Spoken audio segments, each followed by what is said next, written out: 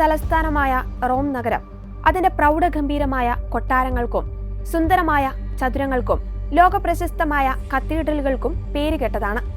എന്നാൽ ഈ വിനോദസഞ്ചാര കേന്ദ്രങ്ങളുടെ തിളക്കത്തിന് പിന്നിൽ ചരിത്രത്തിന്റെ കറുത്ത ഏടുകളും നിഗൂഢതകളും ഒളിപ്പിച്ചു വെച്ചിരിക്കുന്ന ഒട്ടനവധി ഇടങ്ങളുണ്ട്. അത്തരത്തിൽ റോമിലെ പ്രശസ്തമായ വിയ ജൂലിയ തെരുവിൽ സ്ഥിതി ചെയ്യുന്ന 16-ാം നൂറ്റാണ്ടിലെ ഒരു പള്ളിയാണ് സാന്താ മരിയ ഡെൽ ഒറാസിയോണെ മോട്ടെ. ഒറ്റനോട്ടത്തിൽ ഇതൊരു സാധാരണ ബറോക്ക് ശൈലിയിലുള്ള പള്ളിയാണെന്ന് തോന്നാമെങ്കിലും ഇതിന്റെ ചുവരുകൾക്കുള്ളിലും ഭൂഗർഭ അറകളിലും ഉറങ്ങിക്കിടക്കുന്നത് മനുഷ്യന്റെ മരണത്തെയും ജീവിതത്തെയും നശ്വരതയും കുറിച്ചുള്ള വിറപ്പിക്കുന്നതും എന്നാൽ അങ്ങേയറ്റം കാരുണ്യം നിറഞ്ഞതുമായ ഒരു വലിയ ചരിത്രമാണ്.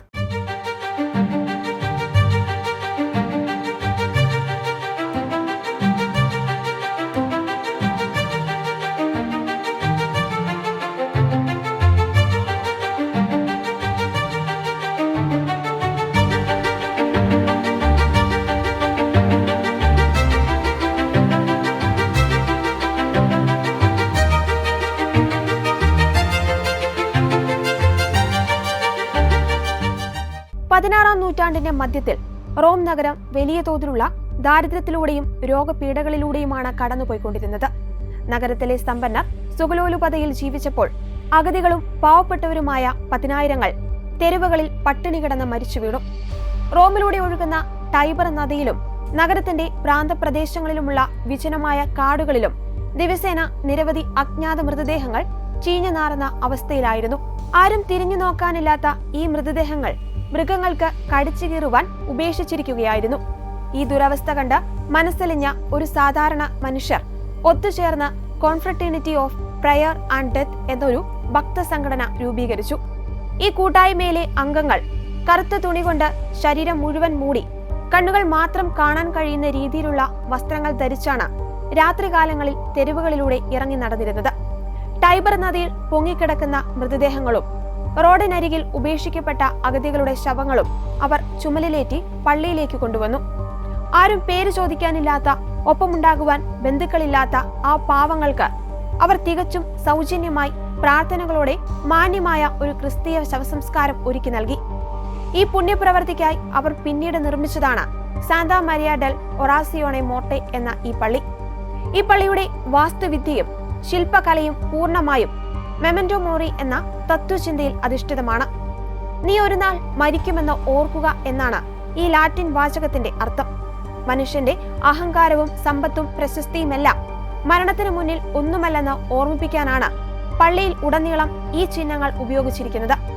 പള്ളിയുടെ പുറം ചുവരുകളിൽ കല്ലിൽ കൊത്തിവെച്ചിരിക്കുന്ന മനുഷ്യന്റെ തലയോട്ടികൾ, ചിറകുകളുള്ള മണൽ ഘടികാരങ്ങൾ, അസ്ഥികൂടങ്ങൾ എന്നിവ കാണാം. പള്ളിക്ക് പുറത്തുള്ള ഒരു ഫലകത്തിൽ ചിറകുകളുള്ള ഒരു അസ്ഥികൂടം ഒരു ലാറ്റിൻ വാചകം കയ്യിൽ ഏന്തി നിൽക്കുന്നത് കാണാം. ഇന്നെനിക്ക് നാളെ നിനക്ക് എന്നാണ് അതിൽ കൊത്തിവെച്ചിരിക്കുന്നത്. അതായത് ഇന്ന് ഞാൻ മരിച്ച നിലയിൽ ഇവിടെ കിടക്കുന്നു, നാളെ നിന്റെ ഊഴമാണ് എന്ന കൃത്യമായ ഓർമ്മപ്പെടുത്തൽ. സാന്താ മരിയ പള്ളിയുടെ ഏറ്റവും ആകർഷകവും അതേസമയം ഭയമുയർത്തുന്നതുമായ ഭാഗം അതിന്റെ ഭൂഗർഭ അറയാണ്. ചരിത്ര രേഖകൾ പ്രകാരം 1552-നും 1896-നും ഇടയിൽ ഈ സാഹോദര്യ സംഘടന ഏകദേശം 8000-ലധികം അജ്ഞാത മൃതദേഹങ്ങൾ ഇവിടെ അടക്കം ചെയ്തിട്ടുണ്ട്. എന്നാൽ 1886-ൽ ടൈബർ നദിയിലെ വെള്ളപ്പൊക്കം തടയുന്നതിനായി റോം നഗരസഭ വലിയ മതിലുകൾ നിർമ്മിച്ചപ്പോൾ ഈ പള്ളിയുടെ ഭീകരമായ ഭൂഗർഭ അറകളുടെ ഭൂരിഭാഗവും നശിക്കപ്പെട്ടു. എങ്കിലും അവശേഷിക്കുന്ന അറകൾ ഇന്നും സംരക്ഷിക്കപ്പെടുന്നു. ഇവിടെയുള്ള കാഴ്ചകൾ റോമിലെ പ്രശസ്തമായ കപ്പൂച്ചിൻ ക്രിപ്റ്റിനെ ഓർമ്മിപ്പിക്കുന്നതാണ്. ഈ ക്രിപ്റ്റിലെ അലങ്കാരങ്ങൾ വെറും കല്ലുകളോ തടികളോ കൊണ്ടുള്ളതല്ല, മറിച്ച് മരിച്ച മനുഷ്യരുടെ അസ്ഥികൾ കൊണ്ടാണ് അവ നിർമ്മിച്ചിരിക്കുന്നത്. അതിൽ പ്രധാനപ്പെട്ടതാണ് ബോൺ ചാൻഡ്ലെയർ. മേൽക്കൂരയിൽ നിന്ന് തൂങ്ങിക്കിടക്കുന്ന വലിയ വിളക്കുകൾ മനുഷ്യന്റെ കൈകാലുകളെയും വാരിയെല്ലുകളിലെയും ചെറിയ അസ്ഥി കഷ്ണങ്ങൾ കൂട്ടിച്ചേർത്താണ് ഉണ്ടാക്കിയിരിക്കുന്നത്. മറ്റൊന്നാണ് പള്ളിയുടെ ചുവരുകളിൽ പൂർണ്ണമായും മനുഷ്യന്റെ തലയോട്ടിയിലെയും നട്ടലിലെയും അസ്ഥികൾ മാത്രം ഉപയോഗിച്ച് നിർമ്മിച്ചിരിക്കുന്ന വലിയൊരു കുരിശ്. പ്രാർത്ഥനയ്ക്കായി വിശ്വാസികൾ ഉപയോഗിക്കുന്ന വിശുദ്ധ ജലപാത്രങ്ങൾക്ക് പോലും മനുഷ്യന്റെ അസ്ഥികളുടെ താങ്ങാണ് നൽകിയിരിക്കുന്നത്.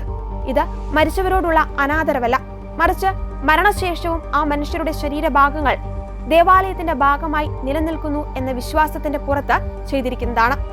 പള്ളിയിലേക്കും ബാക്കി നിൽക്കുന്ന ഭൂഗർഭ അറകളിലേക്കും പ്രവേശനം പൂർണ്ണമായും സൗജന്യമാണ്.